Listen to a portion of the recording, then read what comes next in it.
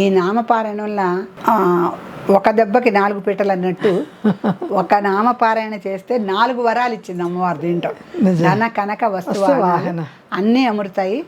అంటే ఆశతోనే చేయండి, ప్రతిఫలంతోనే చేయండి అని నేను చెప్పను.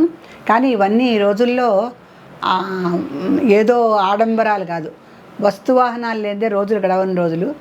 డబ్బు బంగారం కూడా కావాల్సిందే. ఎందుకంటే మినిమం బంగారం లేదే పెళ్ళిళ్ళు చేయలేని రోజులు ఇవి.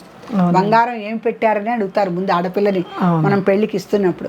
ఇంకా మనం ఆ సంప్రదాయాల్లోనే ఉన్నాం కనుక ఇవన్నీ కూడా అమ్మవారు మనకి వరాల జల్లులాగా కురిపిస్తుంది. నీ నామపారాయణని శ్రద్ధగా చేసుకోండి. ఒకే స్థానంలో కూర్చొని చేయడానికి ప్రయత్నించండి.